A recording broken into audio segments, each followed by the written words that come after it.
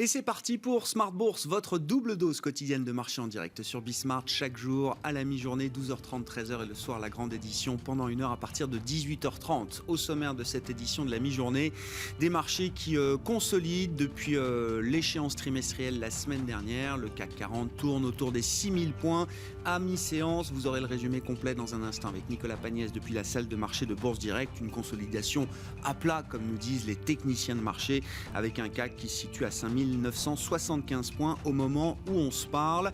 Nous aurons nos deux invités comme chaque dernier vendredi du mois pour vous présenter le grand tableau de bord des marchés de Smart Bourse avec Bertrand Lamiel, directeur général de Ports en Par Gestion, et Jean-François Bay, le directeur général de Cantalis. Les flux de collecte sont allés encore une fois majoritairement sur les actions au mois de mars avec des performances boursières qui ont suivi puisqu'on enchaîne les mois positifs sur le CAC et les indices européens notamment depuis l'arrivée des vaccins le 9 novembre dernier.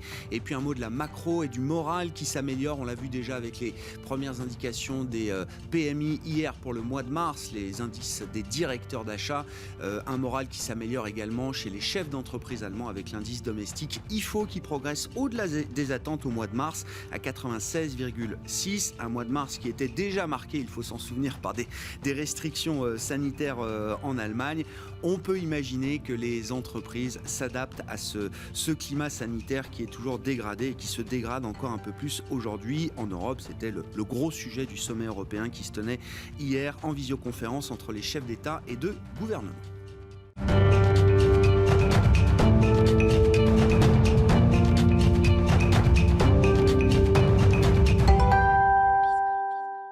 Tendance, mon ami, chaque jour en fil rouge sur Bismart, c'est le résumé complet de la séance en cours en Europe avec Nicolas Pagnès depuis la salle de marché de Bourse Direct.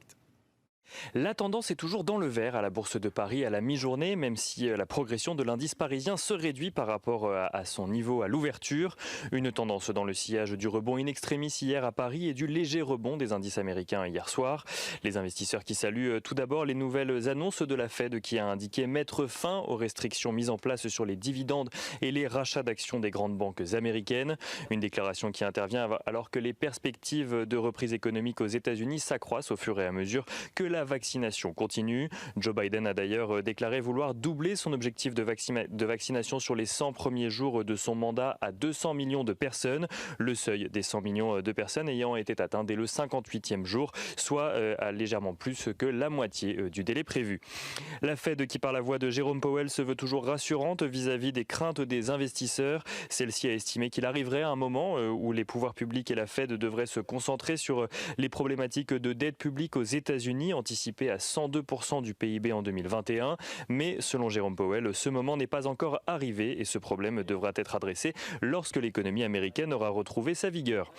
Du côté des rendements obligataires, on notera que le rendement à 10 ans américain est aux alentours des 1,66% à la mi-journée, soit un peu plus élevé qu'hier, alors que les États-Unis ont procédé à de nouvelles émissions d'obligations cette semaine. En Europe, les perspectives sont différentes. Les chefs d'État et de gouvernement doivent s'entretenir aujourd'hui encore afin de déterminer si oui ou non l'Union européenne cédera à la tentation de bloquer les exportations de doses de vaccins contre la Covid-19 vers le Royaume-Uni afin de faire pression sur le laboratoire AstraZeneca et le forcer à tenir ses engagements de livraison vis-à-vis des pays de l'Union européenne. En France plus particulièrement, on notera également que la dette publique s'est envolée à 115,7% du PIB en 2020, avec un déficit public qui s'est creusé à un niveau inédit depuis 1949, à savoir 211 milliards d'euros, représentant un peu plus de 9% du PIB. Cela reste cependant un peu moins qu'attendu par le gouvernement, qui tablait sur un déficit de 11,3% et une dette publique à 120% du PIB. En matière de commerce international à présent, le blocage du canal de Suez mobilise à présent plus d'une centaine de navires aux deux entrées du canal, ce qui représente 10 milliards de dollars de marchandises à l'arrêt. Donc, les difficultés à désengager le porte-conteneurs bloqué commencent à faire craindre un ralentissement du commerce mondial, alors que le canal de Suez voit transiter 12% environ des échanges mondiaux. 30 pétroliers sont par exemple bloqués parmi ces bateaux, ce qui vient rajouter à la volatilité sur le cours du pétrole. Le baril de Brent reprend d'ailleurs à la mi-journée un peu plus de 2% à 63 $ dans un contexte où les prix de livraison de ces barils flambent de leur côté. Côté statistique à présent, l'indice IFO du moral des entrepreneurs allemands grimpe à 96,6 points, témoignant d'une forte demande dans le pays malgré les nouvelles mesures de restriction et donc d'une confiance dans la première économie d'Europe au mois de mars. Et côté valeur à suivre à Paris à présent, Essilor-Luxottica a annoncé ce matin procéder au rachat du réseau de laboratoires Wallman aux États-Unis, une opération dont le montant n'a pas été dévoilé. Capgemini annonce de son côté avoir racheté l'Australien RXP Service, fournissant des solutions numériques dans les domaines du cloud mais aussi de la data, là aussi pour un montant qui n'a pas été dévoilé. Et sur le CAC 40, on notera que les valeurs bancaires sont entourées à Paris dans le sillage de leurs homologues américaines, tandis que les plus fortes baisses du CAC 40 sont signées Air Liquide, Renault, LVMH ou encore Veolia. Tendance, mon ami, en fil rouge tout au long de la journée sur Bismart avec Nicolas Pagnès depuis la salle de marché de Bourse Direct.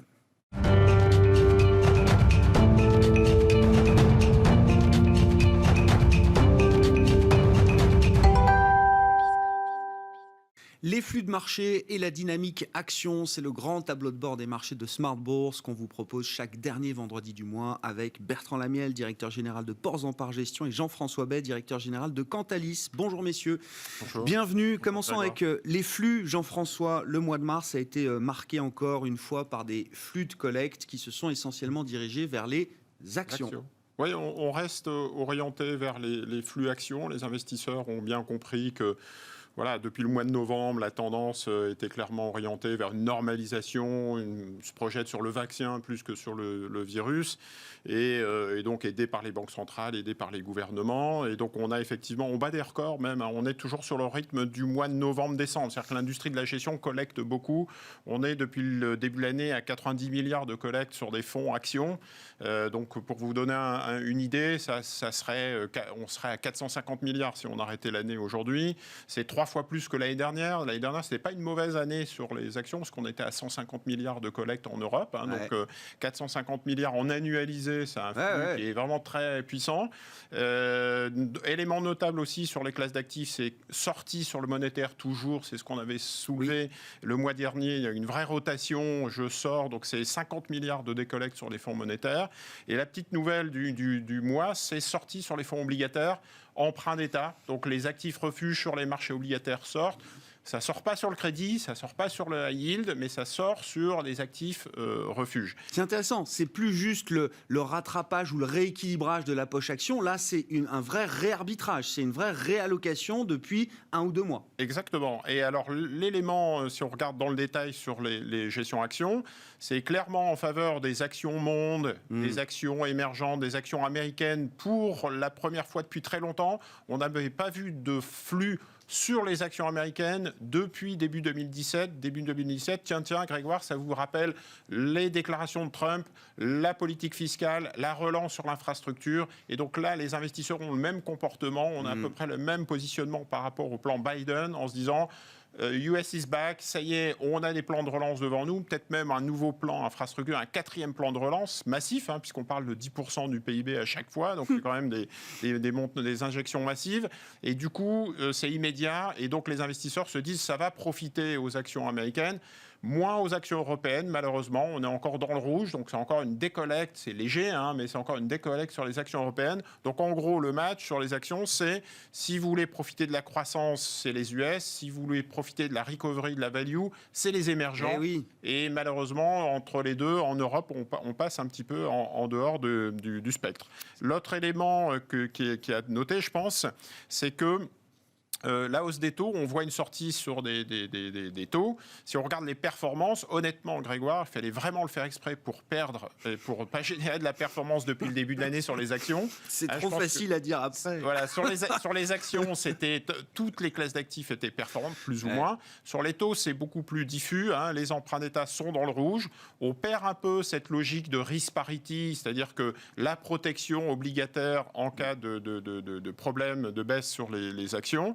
Et j'allais dire, on touche du doigt aussi à travers les flux le fait que, il y a une hausse des taux, donc ça vient changer un petit peu la donne sur quelle classe d'actifs, quel marché, etc. Donc c'est, j'allais dire, très bonne nouvelle, les très bonnes nouvelles qui sont en provenance des États-Unis. Je parlais du plan de relance, je parlais de la croissance. La Fed anticipe une croissance à 6,5 cette année. Donc c'est de la croissance chinoise, j'allais dire, aux États-Unis. Donc ça vient déclencher une hausse des taux qui, du coup, inquiète un petit peu les intervenants.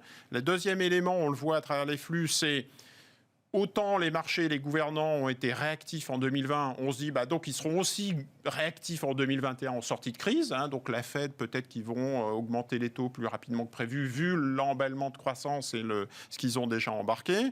Et donc, par ricochet, la troisième conséquence, c'est qu'il faut être plus sélectif. Je disais, depuis le début de l'année, tout performe.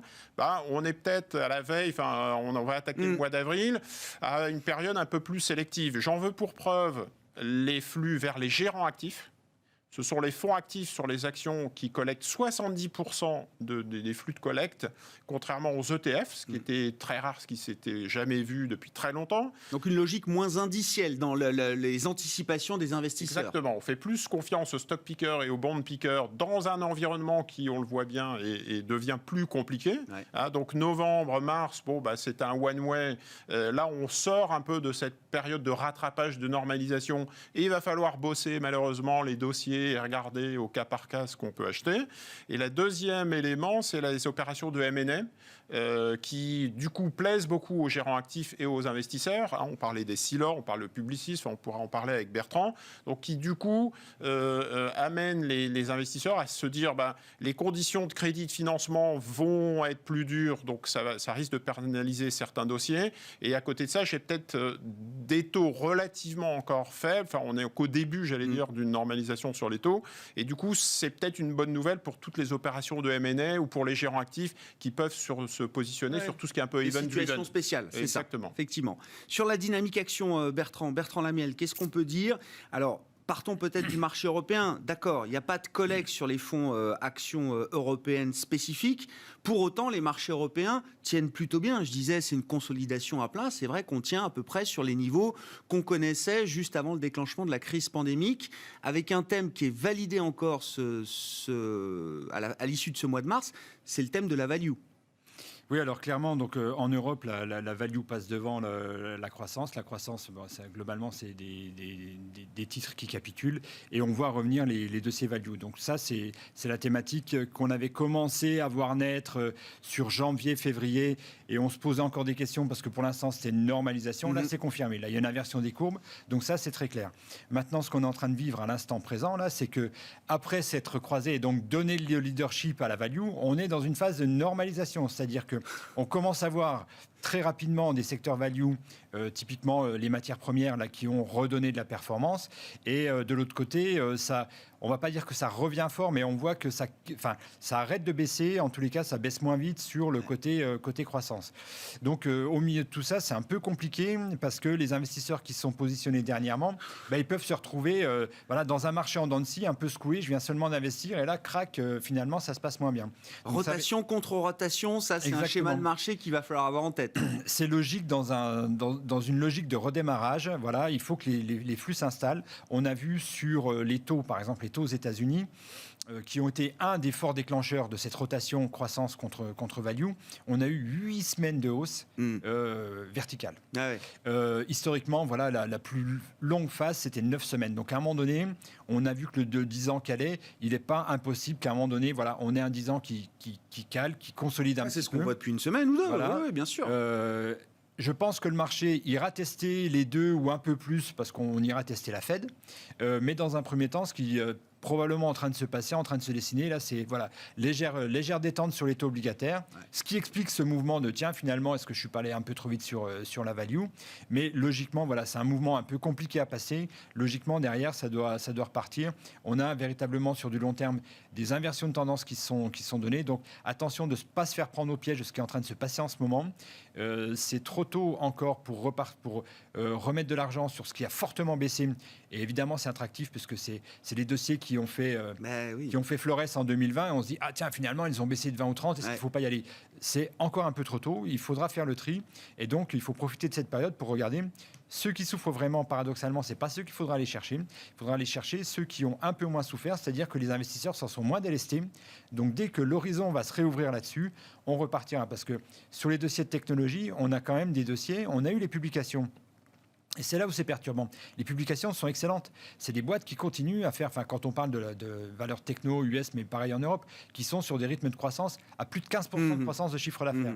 Ce qui se passe en ce moment, c'est qu'elles avaient une prime de valorisation qui est en train de se dégonfler. Mais sur les fondamentaux, sur l'opérationnel, ils sont au rendez-vous. Ils continuent à faire ce qu'ils vont faire. Donc, ce qu'ils ont toujours fait. Donc, ça, à un moment donné, le marché refinira par s'y intéresser parce qu'on est en train de parler d'une poignée de valeurs. Donc, quelque part, le fait qu'elle soit assez rare leur redonnera une prime de rareté. Pour l'instant, ce n'est pas le cas. Donc, il ne faut pas aller trop vite dans la besogne. Pourquoi vous dites que c'est trop tôt, Bertrand, pour revenir sur les darlings d'avant ?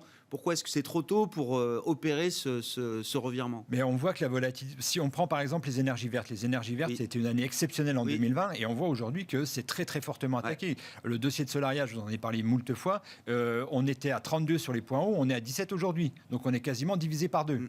Et ce qu'on voit, c'est qu'au niveau du business, ils continuent à faire ce qu'ils ont toujours fait, c'est-à-dire trouver des nouveaux champs à exploiter, planter des éoliennes et après avoir des contrats avec des prix d'électricité qui restent extrêmement décents, ils ont un petit peu baissé, mais qui leur permettent de continuer à avoir des taux de retour qui sont très bons. Mais aujourd'hui, le marché n'en veut plus et probablement aller chercher un peu plus de pétrole, de valeurs pétrolières avec le coût du pétrole. Donc il y a probablement eu un arbitrage à l'intérieur du secteur énergie. Et là, aujourd'hui, on continue à voir que c'est très attaqué et qu'on a encore des séances fortement baissières. Donc, tant qu'on n'aura pas véritablement trouvé un plancher pour pouvoir repartir... C'est le couteau qui tombe, quoi. Essayez pas de saisir, d'avoir le market timing parfait sur... Sauf à avoir des nerfs d'acier, à être prêt, parce que je ne sais pas où ça s'arrête. Honnêtement, j'ai pas de boule de cristal. Donc voilà, on est à 17 sur Solaria. Est-ce qu'elle va à 15 avant de repartir ? Je ne sais pas. Ce qu'on sait, et ce qu'on a validé, c'est qu'au niveau du business, on a revu les chefs d'entreprise. Ça continue et il n'y a pas de sujet. Ils peuvent toujours se fournir. Il y a toujours des marchés. Il y a toujours des gens qui veulent en mettre plus. Et on voit bien que la logique de faire baisser l'intensité carbone au niveau des gouvernements, mais aussi au niveau des entreprises, celle-là, elle est toujours d'actualité. Mais on est dans ces mouvements de je t'ai aimé, je ne t'aime plus. C'est intéressant parce que je regardais aussi les flux que vous nous apportez, Jean-François. Il y a un espèce de rééquilibrage entre la collecte des fonds ISR et des fonds non ISR. L'ISR, les stratégies ESG sont quand même commercialement, on va dire, les stratégies qui fonctionnent le mieux, qui se vendent le mieux aujourd'hui auprès du public. Mais sur le mois de mars, on rééquilibre quand même un peu les choses. Oui, je pense qu'il faut avoir effectivement, il y a les grandes tendances, puis après relire précisément dans le détail. C'est vrai sur les taux, c'est vrai sur les actions. Sur les actions, on voit effectivement, on parlait des gérants actifs, on parlait des gérants ISR. Les investisseurs ont perçu la cherté de certains dossiers, qu'il y avait un effet bulle, ou en tout cas un effet excitation, opportunité, que ce soit sur la tech, sur l'environnement, sur la santé. Il y a une bascule en fait, en se disant je les conserve en portefeuille, et ça c'était jusqu'au mois de janvier à peu près, puis à partir de février on s'est dit tiens, je vais peut-être être long, short, je vais peut-être me dessaisir et prendre mes profits sur ces dossiers-là. Et comme les liquidités sont tellement importantes sur les marchés, et on est dans des marchés qui sont réseaux sociaux, qui sont de plus en plus particuliers, qui sont de plus en plus tradés, ETF, donc il y a un effet moutonnier et amplification sur les marchés qui fait que ça joue en défaveur de ces thèmes-là, et donc ça donnera des opportunités pour les stock pickers qui vont identifier les bons dossiers. Et la même chose sur les taux d'intérêt. Je pense qu'il y a une excitation il y a une bonne nouvelle aux États-Unis, et donc ça y est, on est sorti de crise.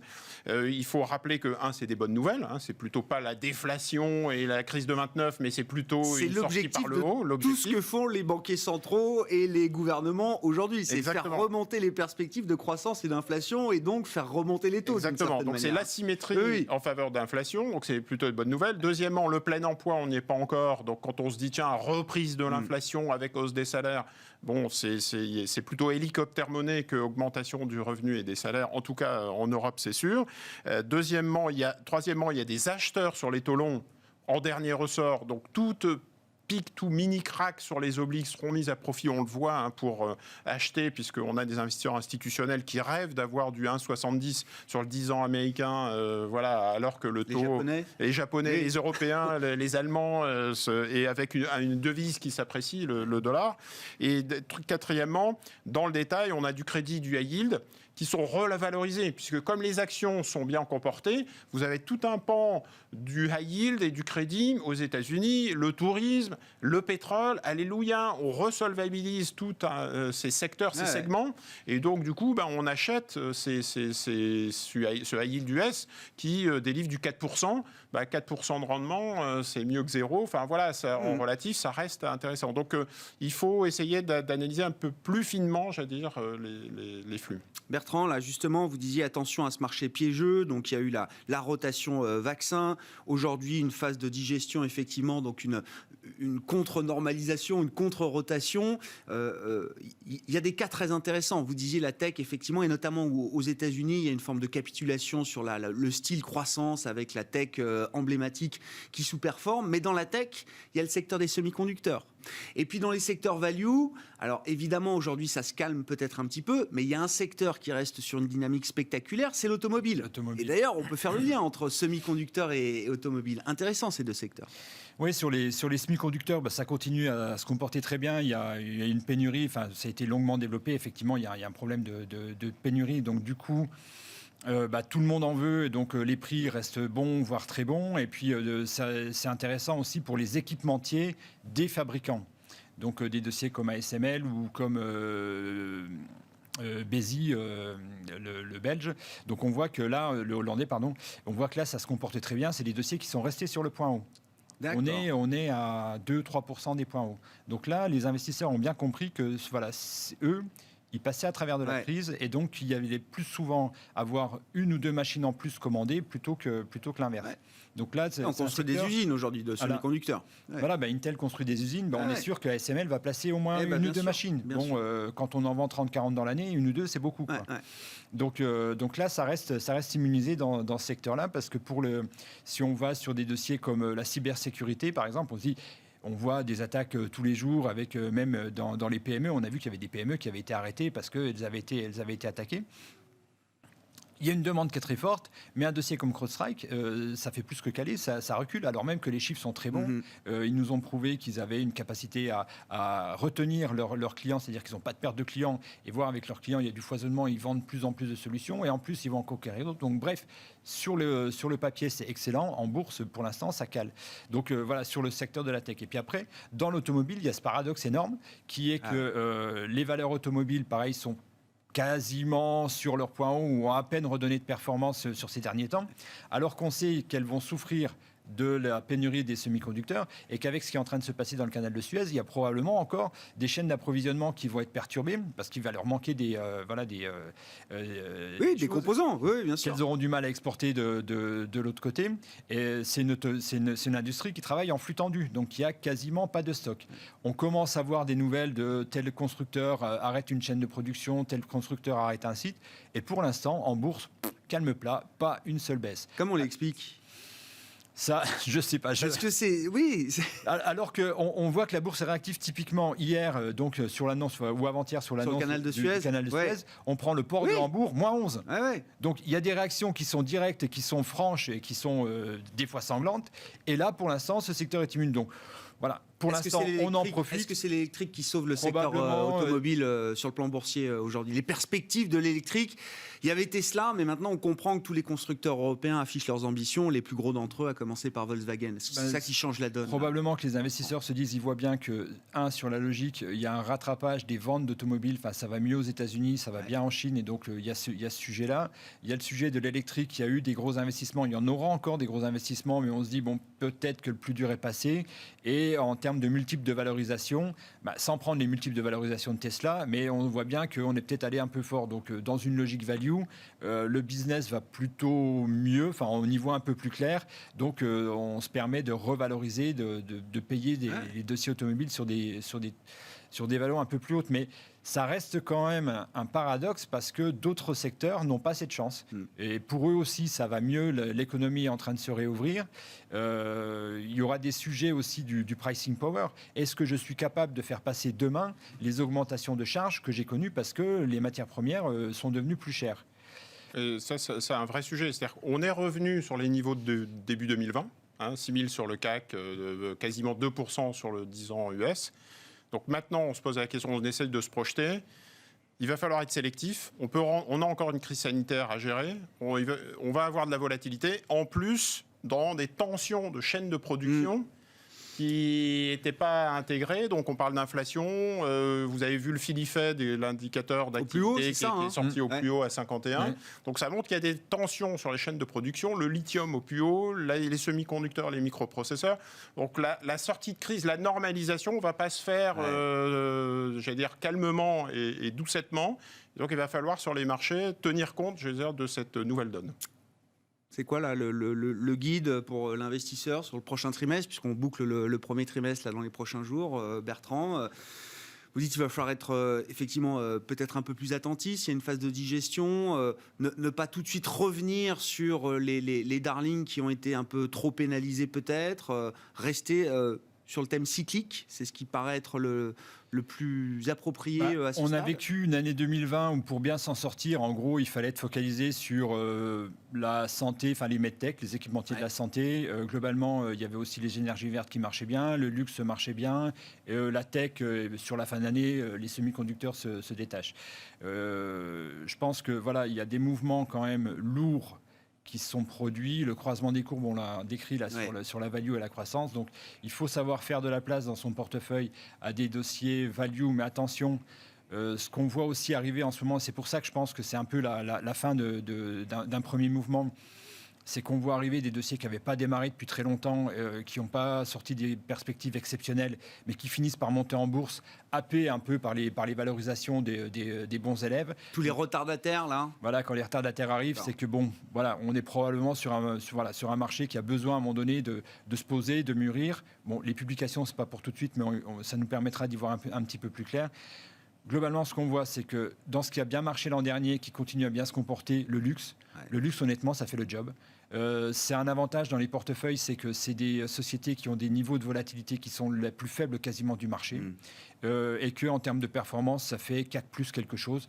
Franchement, c'est très bien. Les perspectives ils gagnent dans tous les environnements. C'est-à-dire quand ça va pas bien, c'est défensif. Et quand le cycle repart, on se dit évidemment que c'est cyclique le luxe. Il y a une prime aussi au marché US.